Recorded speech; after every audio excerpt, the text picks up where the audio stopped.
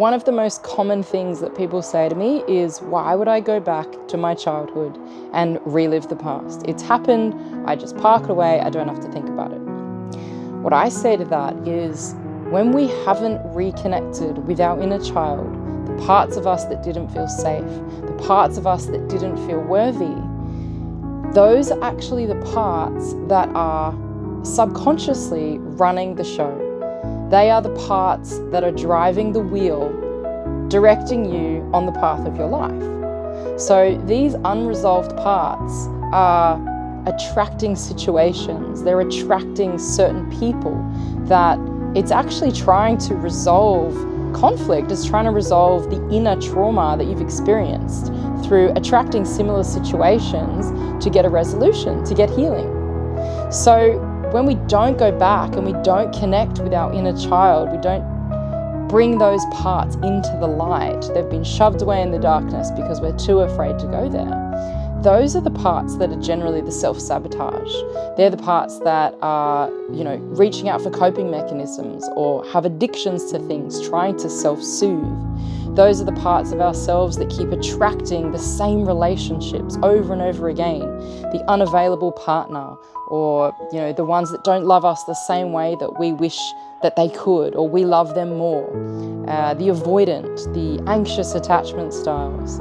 So why we go back and we do inner child healing safely, in a safe container, is because it actually gives you the opportunity to bring these parts into the light, one at a time, slowly and safely at your own pace, so that you can integrate them into your being. They're still parts of you. They're just missing, they're lost, they're afraid, they don't feel worthy. And so when we do that, it's literally like grabbing onto the steering wheel of your life and taking a new direction. Instead of constantly going back in the same loop over and over again, trying to unsuccessfully find closure in ways that are connected to the past. My journey particularly was hugely around relationships that I were attracting where my partners were unavailable emotionally. Now, why was that? That was because that there were parts of myself that I'd abandoned, that I'd rejected, that I'd pushed away, that didn't feel safe to emotionally connect because of the sexual abuse that I'd experienced.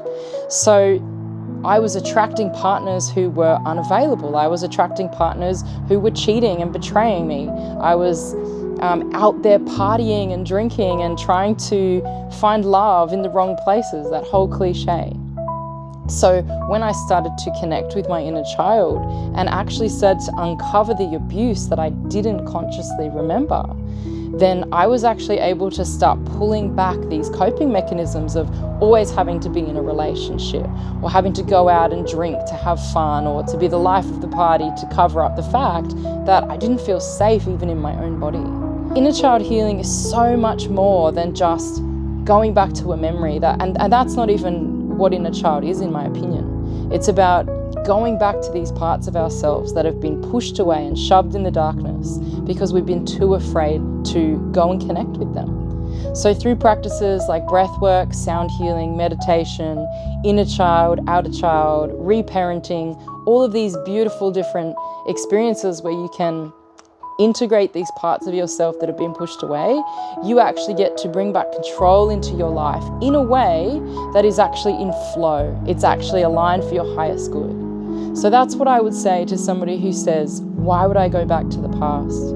Because if you don't go back and you don't rescue or you don't bring resolution to these parts of yourself that are just screaming out for attention, they're actually running your life, and they're running it in a way that is unsuccessful or is unhealthy and is just repeating the same cycles of abuse or trauma that you experienced in the early years of your life. If you're ready to take a new direction, if you're ready to start grabbing onto the wheel of your life and guiding it in a way that feels more joyful, more loving, more abundant, more in flow, more supportive, and you want to start to align with these things that you're desiring, then jump on and join the next Inner Child Healing live interactive course, which starts on the 28th of May.